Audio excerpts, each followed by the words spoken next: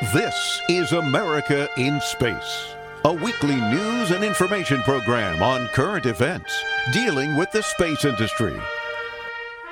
Welcome, and thanks for joining me today. I'm Don Myer, Space Coast News Editor. NASA astronaut 69-year-old Don Pettit recently returned to the International Space Station to spend another 6 months in space, adding to his current 370-day total. He said that he misses being in space when he's not there. Oh, I miss space flight every single day. It's like my being should be in space. Some people are born to be cowboys and ride a horse. I'm born to ride a rocket and be in space. So I'm really looking forward to going back. Pettit is often referred to as Space MacGyver, creating inventions and tinkering with things while he's in space. He refers to it as the science of opportunity, using everyday objects found on the space station, including liquid salt, powdered milk, and even Legos. He tells us about a few of his inventions. We conduct science on the International Space Station because it is an environment where human beings are not innately meant to be. And because of that, you can learn things about human physiology. You can learn things about physics and chemistry that are impossible to learn on Earth. There are two main categories of science. You have the programmatic science. This is well-planned, well-thought-out, peer-reviewed, and uplinked to station with the supplies needed. And then you have what I call science of opportunity. And this is science that comes to mind while you are there, simply because you are there and you can do it because you can. Scientific disciplines that I've dabbled in on the International Space Station: fluid physics, classic physics, chemistry, biology, plant growth, Earth observations that are unique from an orbital environment. A number of my science of opportunity investigations have resulted in peer-reviewed scientific papers. One is growing sodium chloride crystals.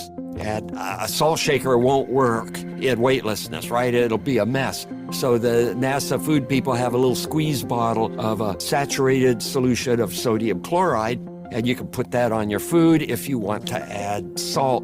And I was using this saturated solution of sodium chloride to do aqueous phase crystal growth of sodium chloride crystals, and there were a number of fascinating observations that could be made by doing this in weightlessness and resulted in these 3 publications. The particle agglomeration. I had bags of various kinds of powder. You've got powdered milk and you've got freeze-dried coffee in a bag. And instead of putting water in it, you can blow the bag up and you can look at it and you can see what happens when you shake it up. And I was playing with all these bags, and in every case, these particles, millimeter size, just floating around, would rapidly, in tens of seconds, form centimeter size clumps. And I thought, wow, isn't that cool? All these different particles. I filmed it, and Stan Love, who's an astronaut in the office, who is a planetary geologist by training, he saw that, and he said that this has implications to planet formation. How you go from something that's 1 millimeter to something the size of your fist has not been really understood. And these simple videos that I downlinked helped scientists understand what that process is.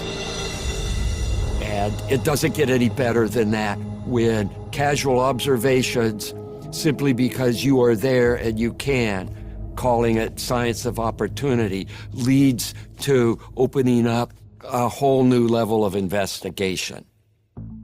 We had some educational demonstrations with Legos, making various things for student downline. And after that was all done, I said, hey, can I use the Legos to make something that I'd like to make? And sure, go ahead, use the Legos. And I used the Legos to make a Van de Graaff generator.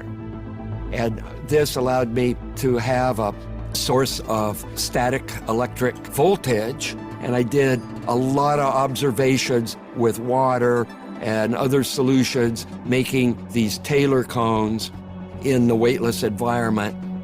And then one time I was giving a presentation to university level students, and we started talking, and we had this collaboration, and using my data with graduate students, published a paper in Phys Rev Letters. And the neatest aspect about this paper is in the experimental section, it says roller and belt Van de Graaff generator was made on space station out of Legos. And it's like, wow, Phys Rev Letters, peer-reviewed scientific publication.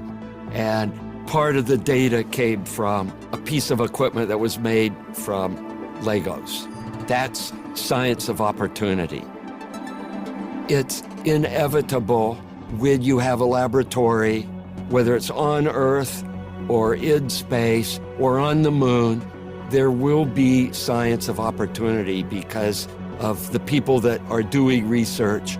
They will have other ideas and they will see things simply because they are there and they can, and they'll mess around a little bit, and maybe most of that won't go anywhere, but every once in a while there'll be one of those that turn into the next generation of programmatic science. Pettit's best-known invention is the capillary beverage or space cup, which uses surface tension, wetting, and container shape to mimic the role of gravity in drinking on Earth.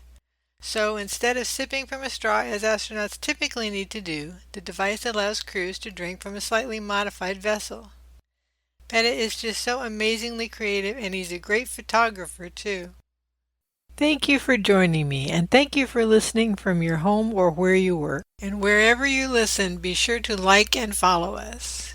Listen each Tuesday for This Week in Space with John Gomez.